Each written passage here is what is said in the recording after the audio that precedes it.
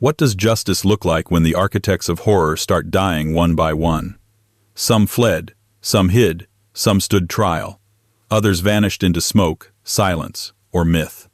This isn't just a list of endings, it's a ledger of consequences, escape attempts, and the strange, slow unraveling of power. From bunker suicides to courtroom reckonings, this is the full story of how the Nazi leadership met its end, or didn't. And no, not all of them got what they deserved. Before we dive in, if you're into deep dives like this one, go ahead and subscribe. It helps more than you know. And while you're here, drop a comment. Where are you watching from? And what time is it right now? Midnight in Berlin? Sunrise in Tokyo? Let's see how far this history travels. 1. Ernst Röhm. Ernst Röhm died in a cell he never imagined he'd occupy, not as a prisoner of conscience, but as a liability to the movement he helped build. The chief of the SA, Hitler's early street muscle, Röhm had grown too powerful, too independent, and worst of all, too unpredictable. He saw himself as a revolutionary. Hitler, by 1934, saw himself as the state. The Night of the Long Knives was framed as a necessary culling of traitors, but the truth was more intimate. Röhm was invited to a resort, arrested by his own comrades, handed a pistol, and told to make it easy. He refused. The shots came anyway. History would list his death as a purge, but it was really a declaration. No one was untouchable, except maybe the next man, who thought he was too forgotten to be dangerous. 2. Gregor Strasser. Gregor Strasser had already been edged out by the time bullets found him. Once a rising star in the party, Strasser had clashed with Hitler over the soul of the movement.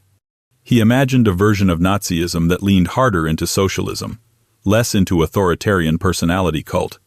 That fantasy died when Hitler seized total control, and Strasser, like Röhm, became a reminder of paths not taken. When the purge came, they didn't bother with subtlety. Strasser was dragged from his office and shot in cold efficiency. No prison cell, no speech, just silence. The message was as brutal as it was clear. Ideological deviation wasn't a weakness, it was treason. But not all threats to the Reich came from within. Some, like the next man, fell from the sky. And if you're still with us, you're exactly the kind of person this channel is made for. So hit that subscribe button if you haven't already. And tell us in the comments, where in the world are you watching from? And what time is it over there? Middle of the night? Lunch break? Just curious who else is wandering down this historical rabbit hole with us. 3. Fritz Todt. Fritz Todt didn't die in a bunker or a courtroom, but in a forest clearing in East Prussia. It was 1942, and the war machine he helped design was devouring the continent and itself. As Minister for Armaments, Todt was the mastermind behind the Reich's military-industrial infrastructure. He flew to the Wolf's Lair to brief Hitler, and hours later, his plane exploded on takeoff. Officially, an accident. Unofficially, a shrug. Todt had argued that Germany couldn't win a prolonged war. Maybe that made him an inconvenience, or maybe planes crash. In any case, his replacement was a man who knew how to sell obedience in bulk, but the next death wasn't accidental, it was surgical. 4. Reinhard Heydrich.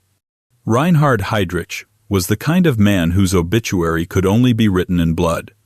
Blonde, brilliant, and brutal, he engineered terror with bureaucratic grace. Chief of the RSHA, the umbrella over the Gestapo, SD, and criminal police, Heydrich wasn't just a cog in the machine, he was the blueprint. In 1942, he rode through Prague in an open car, radiating arrogance. Czech agents trained by the British struck with grenades and pistols. Heydrich survived the initial attack, but sepsis did what bullets hadn't. He died in a hospital bed days later, thinking himself invincible. His death was avenged with atrocities, but it also proved a point. Even the architects of control could bleed. The man who followed him to death wasn't taken down by war. He simply couldn't face what came next. 5. Robert Ley. Robert Ley was the kind of loyalist who stayed drunk on both power and alcohol. As head of the German Labor Front, he replaced unions with obedience and turned workers into worshippers.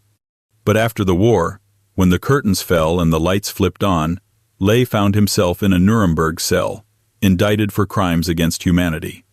He gave erratic interviews, ranted about enemies, and scribbled incoherently in his cell. Then, before the tribunal could pronounce judgment, he looped a towel around a pipe and checked out early. The guards found his body swinging not just from the noose, but from the gravity of everything he'd helped unleash. But the man whose death followed his death was written into the script by the man himself. 6. Adolf Hitler. Adolf Hitler died exactly where he always said he wouldn't, underground, cornered, and irrelevant to the outcome. The bunker wasn't a command center anymore.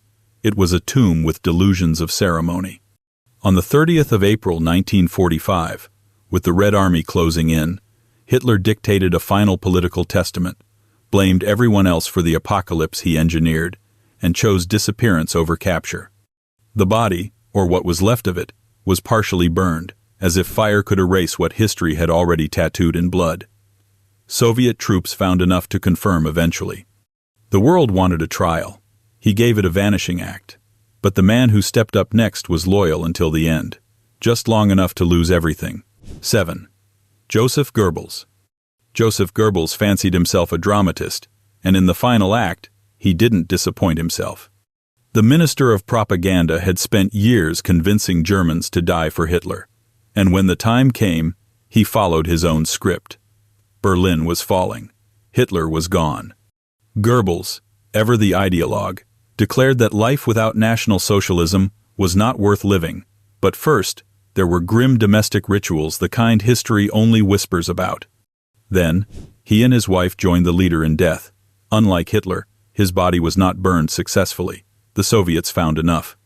His voice had once hypnotized millions. Now it haunted the empty shells of ministries and bunkers. The next man tried to survive by disguise, not doctrine. 8. Heinrich Himmler. Heinrich Himmler believed in occult destiny, but died chewing on a poison capsule in a British holding facility.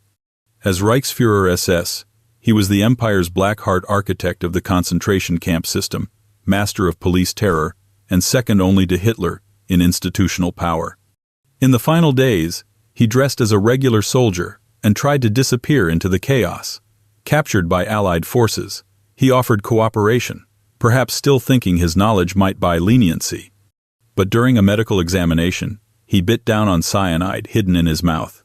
It was quick, anticlimactic, and deeply revealing. Even the men who built the prisons couldn't face judgment inside them. The next one never got that far. 9. Hermann Fegelein. Hermann Fegelein's story ends not in battle, but in betrayal, confusion, and a collapsed regime spiraling into paranoia. A high-ranking Waffen-SS officer and brother-in-law to Eva Braun, Fegelein had access to the bunker's inner circle. But as Berlin crumbled, he tried to vanish, caught in civilian clothes, with cash and escape plans. Hitler, increasingly unhinged, ordered his arrest. What followed was a chaotic trial and presumed execution. No grave, no certainty. Just the logic of a dying dictatorship. Loyalty meant death, and disloyalty meant a slightly faster one. He was erased as an embarrassment. The man who died next wore no disguise. He just ran out of road. 10. Odilo Globoknik. Odilo Globoknik was not a household name, but his signature was written in the dust of extermination camps. As SS and police leader in Lublin, he managed Action Reinhardt, the mass murder program that built Belzec, Sobibor, and Treblinka. After the war, he tried to flee to the Alps, hoping anonymity would shield him. British troops captured him in Austria. Hours later, he was dead by cyanide. No trial, no testimony, no legacy but numbers.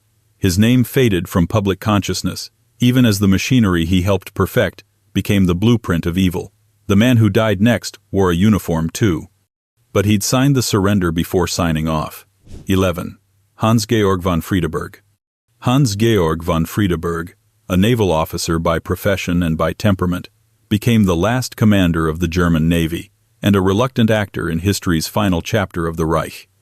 After Hitler's death, Admiral Dönitz formed a transitional government at Flensburg, where Friedeberg was tapped to help navigate surrender negotiations. When it became clear that the Allies weren't buying the fantasy of partial capitulation and the Flensburg regime would not survive, Friedeberg took poison on the 23rd of May 1945, the same day Himmler died. A symbolic echo, perhaps. With surrender came silence, and for him, it was preferable to the reckoning. But the next name didn't go quietly, he just disappeared. 12. Martin Bormann. Martin Bormann was a ghost before he was declared dead. As Hitler's private secretary and head of the party chancellery, Bormann controlled access to power like a toll booth operator in hell. He was a silent, bureaucratic force, uncharismatic, but indispensable. When the Third Reich collapsed, he vanished during a failed breakout attempt in Berlin. For decades, rumors swirled. Bormann fled to South America. Bormann lived under an alias. Bormann was protected by the Soviets. Then, in 1972, skeletal remains unearthed near a railway bridge were identified as his. DNA testing decades later confirmed it. He didn't escape, he just got buried under rubble and myth. But the man next on the list was even harder to find because no one ever did. 13. Heinrich Müller. Heinrich Müller, the Gestapo chief, simply vanished. Last seen in Berlin during its final days, he never resurfaced. No trial, no death certificate, no grave. Theories filled the vacuum. He died in the ruins. He defected to the Soviets. He became an informant for Western intelligence. None proven. Müller, once the ultimate surveillance bureaucrat, pulled off the ultimate disappearing act. In an irony so bitter it's almost literary, the man who knew everything left behind nothing. Not even his own ending. Historians still debate, speculate, and shrug. But if Müller represents disappearance, the next figure was death in broad daylight, and it was filmed. 14. Benito Mussolini. Benito Mussolini was never technically a Nazi leader, but his death has haunted their ranks ever since. As Hitler's ideological forerunner and wartime ally, Mussolini represented the prototype, charismatic, bombastic, and ultimately devoured by the very people he once mesmerized. Caught by Italian partisans while attempting to flee, he was executed near Lake Como. His body was then put on public display, a warning to tyrants and a spectacle for the broken. Hitler saw that news just days before his own death and reportedly trembled. Mussolini's end wasn't just political, it was personal to the Nazi elite. The man who followed him would meet justice not in a ditch, but in a courtroom. 15. Ernst Kaltenbrunner. Ernst Kaltenbrunner took over the Reich Security Main Office after Heydrich, inheriting the architecture of terror. Towering and cold-eyed, he was no less brutal, just more visibly so.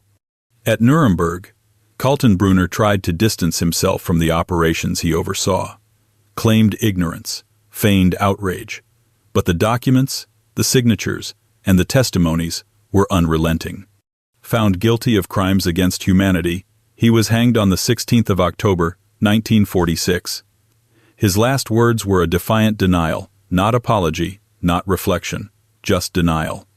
But justice, however imperfect, had already answered. The man who stood next in line had once signed peace treaties. Now, he signed for the gallows. 16. Joachim von Ribbentrop. Joachim von Ribbentrop once fancied himself a diplomat of destiny. As Hitler's foreign minister, he signed the pacts that carved up Europe and paved the road to war. But at Nuremberg, titles meant nothing. His role in orchestrating aggression, enabling genocide, and selling lies was dissected in detail. He tried to rewrite his past, claiming he was only following orders, a phrase that would become synonymous with moral cowardice. On the morning of the 16th of October, 1946, he was the first to hang. The world had heard his last speech. This time, there was no applause. The next man to die had worn a uniform, not a tuxedo. 17. Wilhelm Keitel. Wilhelm Keitel, chief of the Armed Forces High Command, saluted Hitler into disaster. A career military man, he signed orders that legalized terror from the Commissar Order to the Night and Fog Decree. At Nuremberg, Keitel tried to claim duty over discretion, portraying himself as a soldier, not a policymaker. But the tribunal saw through it. He wasn't just a follower, he was a facilitator. He had translated Hitler's rage into military protocol. Convicted and sentenced to death, Keitel reportedly asked to be shot as a soldier. The court declined. He died by hanging, stripped of his rank, and finally, his excuses. And the next man? He had helped him plan it all. 18. Alfred Jodl. Alfred Jodl stood beside Keitel in both planning rooms and courtrooms. As chief of operations for the German Armed Forces High Command, he wasn't just a note-taker, he helped script the war itself. Jodl signed directives that unleashed destruction across Europe and claimed ignorance when confronted with the aftermath. At Nuremberg, he tried the military man, defense, arguing strategy, not ideology. It didn't work. His knowledge was too precise, his decisions too fatal. He was hanged on the same day as the others, the 16th of October, 1946. Years later, a post-war German court briefly annulled his conviction before reversing itself. Even in death, Jodl remained an uncomfortable footnote, but the next man wasn't a planner. He was the pen that wrote the ideology. 19. Alfred Rosenberg. Alfred Rosenberg didn't need a weapon. He had ideas, poisonous ones. As the Nazi Party's chief ideologue and the Reich minister for the occupied Eastern Territories, Rosenberg gave intellectual cover to mass murder. He theorized race, hierarchy, and destiny in florid language, offering philosophical legitimacy to brutality. But at Nuremberg, his own theories were stripped down to their consequences. He attempted to cast himself as a thinker, not a perpetrator, a tragic misunderstanding of his own influence. The court saw otherwise. His writings were read back to him as evidence. He died on the gallows alongside the others. Next came a man who called himself the Governor-General but governed like a tyrant. 20. Hans Frank. Hans Frank ruled occupied Poland like a medieval lord with modern tools. A lawyer by training and a servant of legality in theory, he presided over one of the most brutal occupation regimes in history. He claimed he didn't know the extent of the atrocities, but photographs, orders, and witness testimony said otherwise. At Nuremberg, he took a different path than most. He expressed remorse. Some found it sincere, others found it strategic.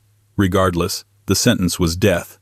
He was hanged on the 16th of October, 1946. Frank's fall from legal scholar to war criminal was a collapse of conscience. The next man signed the laws that made it possible. 21. Wilhelm Frick. Wilhelm Frick was the Nazi state's legal mechanic, the man behind the Reich's redefinition of law itself. As Minister of the Interior, he helped craft the legal foundation for dictatorship, racial exclusion, and authoritarian control. His role was less theatrical, more foundational. Bureaucracy with a sharpened edge. At Nuremberg, Frick tried to appear as a civil servant overwhelmed by events, but the documents spoke louder. Decrees, edicts, and legislation all bearing his name. He was convicted and executed. The law he had twisted into a weapon now delivered the sentence. The next name on the list wasn't a minister, he was a publisher of poison. 22. Julius Streicher. Julius Streicher never held a military command, never ran a department, and never signed a treaty. But he wielded words like daggers. As publisher of Der Stürmer, a violently anti-Semitic tabloid, he didn't just reflect Nazi ideology, he amplified it. Week after week, his headlines dehumanized, his cartoons incited, and his rhetoric prepared the ground for genocide. At Nuremberg, he stood out not because he denied involvement, but because he doubled down. The court found him guilty of crimes against humanity for his role in incitement. Streicher's execution marked one of the rare times speech alone led to a death sentence, but the man who followed him commanded factories of human suffering. 23. Fritz Sauckel. Fritz Sauckel was called the slave master of Europe, though his official title was more polite, plenipotentiary for labor deployment.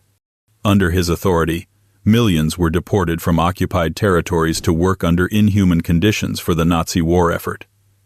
Sauckel tried to argue he was just filling quotas, not designing cruelty. But the tribunal had the receipts, signed orders, reports, logistics. He claimed he was a patriot. The court called it exploitation on a continental scale. He was hanged alongside the others on the 16th of October, 1946. And the next man to die had governed not labor camps, but an entire occupied nation. 24. Arthur Seyss-Inquart. Arthur Seyss-Inquart was the bridge between Austrian complicity and Nazi control. After helping facilitate the Anschluss, he became Reich Commissioner for the Netherlands, where his rule brought deportations, forced labor, and repression. A trained lawyer, he tried to frame his decisions as unfortunate necessities, but the courtroom in Nuremberg was less interested in rationalizations and more focused on results. He was sentenced to death and hanged in October 1946. His last words appealed to unity, a gesture too late to matter.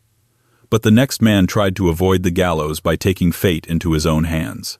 25. Hermann Göring. Hermann Göring was once Hitler's heir, apparent Reichsmarschall, head of the Luftwaffe, founder of the Gestapo, and a symbol of early Nazi ascendancy. By the time of the Nuremberg trials, he was a diminished figure, bloated with ego and still attempting to manipulate the narrative. Convicted of war crimes and crimes against humanity, Göring managed to avoid execution by taking cyanide the night before his scheduled hanging. How he obtained the poison remains a matter of debate, but the result was final. His death undercut the ceremony of justice.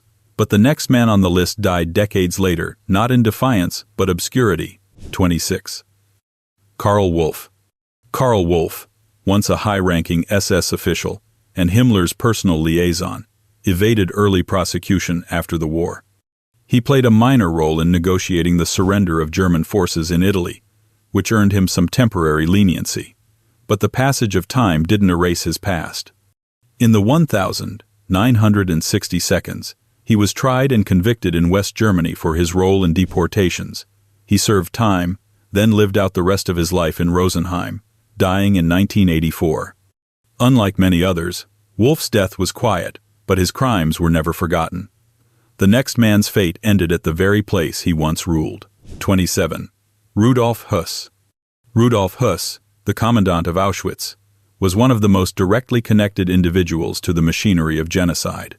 Captured after the war, he testified extensively at Nuremberg and during his own trial in Poland, where his detailed admissions left little room for ambiguity. He was found guilty and sentenced to death. In April 1947, he was executed near the grounds of the very camp he had overseen. His death, unlike many others, carried the rare weight of documented confession. The next name lived longer, wrote memoirs, and flew planes but never left the shadow of the bunker. 28. Hans Bohr. Hans Bohr was not a major decision-maker, but he had one of the most intimate jobs in the regime, Hitler's personal pilot. He was with the Führer through much of the war and stayed until the bitter end in the Berlin bunker. After the war, Bohr was captured by the Soviets and imprisoned for years. He was later released, wrote memoirs, and died in 1,993 inches, Germany. His proximity to power never translated into a trial for crimes. Unlike the others, Bohr faded into old age. But the next man was pulled out of obscurity and into global justice. 29. Adolf Eichmann. Adolf Eichmann was the logistical mastermind behind the mass deportation of Jews to ghettos and extermination camps. After the war, he escaped to Argentina and lived under a false identity until 1960, when Mossad agents captured him and smuggled him to Israel. His trial in Jerusalem became a historic reckoning meticulously documented and broadcast worldwide. He was found guilty and executed by hanging in 1962. His ashes were scattered at sea, symbolizing the effort to leave no shrine. Eichmann's death was justice by design, but the next man slipped away until nature intervened. 30. Joseph Mengele. Joseph Mengele, the so-called Angel of Death, escaped judgment for decades. After the war, he fled to South America and lived under assumed names, aided by a network of sympathizers. Despite being one of the most wanted Nazi fugitives, he evaded capture until his death in 1979, when he reportedly drowned after suffering a stroke while swimming in Brazil. Forensic analysis and DNA evidence later confirmed his identity. His story is less about justice and more about its absence. The next man, by contrast, never left custody but still stirred controversy with how his end unfolded. 31. Rudolf Hess. Rudolf Hess, once Hitler's deputy and the architect of early Nazi doctrine, spent much of his post-war life alone in a cell. After his bizarre 1941 solo flight to Scotland, where he attempted unauthorized peace negotiations, Hess was imprisoned for the remainder of his life. He died in 1987 at Spandau Prison, the last inmate there. Officially, his death was ruled a suicide, though conspiracy theories continue to circulate. To some, his long isolation symbolized a regime finally reduced to silence.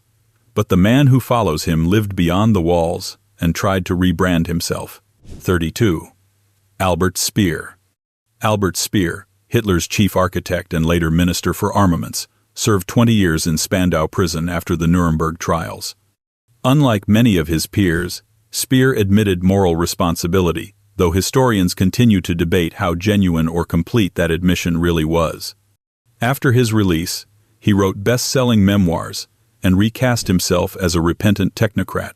He died of natural causes in London in 1981, leaving behind a legacy of intellectual charm wrapped in ethical ambiguity. But the next man didn't build cities, he briefly led a ruined state. 33. Karl Dönitz. Karl Dönitz, commander of the Kriegsmarine and Hitler's chosen successor, briefly served as head of state after Hitler's death. His Flensburg government attempted to negotiate a favorable surrender, but was swiftly dissolved by Allied forces. At Nuremberg, he was convicted of war crimes, though his sentence was lighter than others' 10 years. After his release, he retired to private life and died in West Germany in 1980. His funeral drew quiet military honors, reflecting post-war divisions about his legacy. But the next man, like many before him, had shaped minds and then spent years reflecting on it. 34. Baldur von Schirach.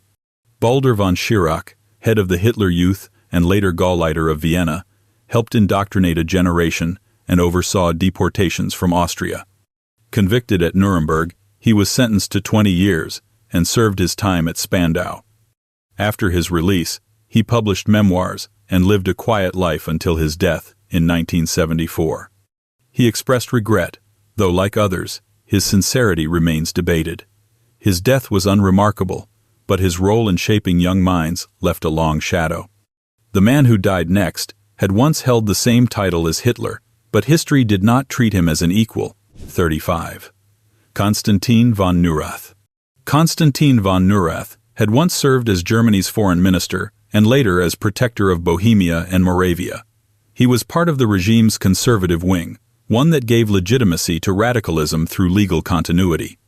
Convicted at Nuremberg for war crimes, he was sentenced to 15 years, but released early in 1954 due to ill health. He died 2 years later in West Germany. Neurath represented the type of official who paved the road to dictatorship in a tailored suit. But the next man was something different altogether, more enabler than ideologue, more silent nod than public roar. 36. Franz von Papen. Franz von Papen was a statesman who never quite grasped the consequences of his own maneuvers. As vice-chancellor in the final days of the Weimar Republic, he played a crucial role in legitimizing Hitler's rise to power, believing the Nazis could be controlled from within.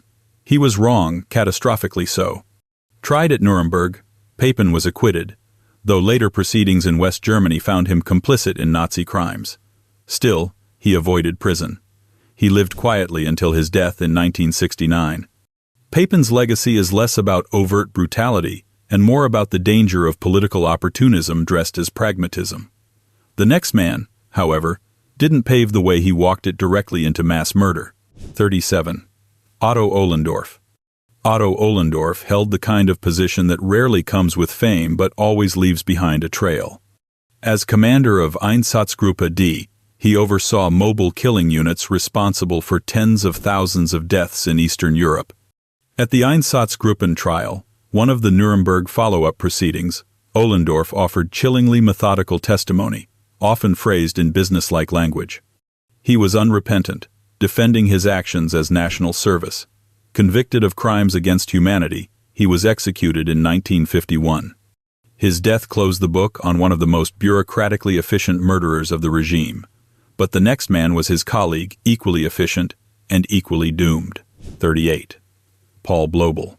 Paul Blobel specialized in disappearance not his own, but that of evidence. A former architect, he led Einsatzkommando 4A and was later tasked with Sonderaktion 1005, an operation to exhume and destroy mass graves to conceal atrocities. He failed to erase history, but he certainly tried. Blobel was tried alongside Ohlendorf in the same tribunal, found guilty, and executed in 1951. His role was unique, not just a perpetrator, but a cleaner of horrors, yet history remembered. And the man who died next had overseen extermination in fixed places, not in fields, but in camps engineered like factories. 39. Franz Stangl. Franz Stangl was commandant of both Sobibor and Treblinka, two of the most lethal extermination camps of the Holocaust. After the war, he escaped to Brazil and lived under a false name for years before being located and extradited to West Germany in the 1960 seconds. Tried and convicted, Stangl admitted his role but deflected personal responsibility. Sentenced to life imprisonment, he died in custody in 1971, reportedly of heart failure. His case became emblematic of delayed justice and the international efforts required to confront it. But the next figure on the list remained on European soil and cast a long, cruel shadow in France. 40. Klaus Barbie. Klaus Barbie, known as the Butcher of Lyon, served as the Gestapo chief in that occupied French city. He was implicated in the torture and deportation of hundreds, including resistance members and Jewish families. After the war, he worked briefly with U.S. intelligence before escaping to South America. Decades later, he was extradited from Bolivia to France, where he was tried in 1987. Convicted of crimes against humanity, Barbie was sentenced to life in prison and died in custody in 1991 of cancer. His life illustrated how the machinery of war continued to grind long after 1945. But the man who follows him was perhaps more infamous, not for what he did in Lyon but in Poichauve. 41. Amon Goeth. Amon Goeth, commandant of the Poichauve concentration camp, gained a particularly chilling place in post-war memory, in part due to his portrayal in film. But the real man required no dramatization. He ruled the camp with an iron grip, responsible for countless deaths and the terrorization of inmates. Captured after the war, Goeth was tried by a Polish tribunal, found guilty, and executed in 1946. His trial was one of the earliest war crimes prosecutions to present a detailed case against a camp commandant.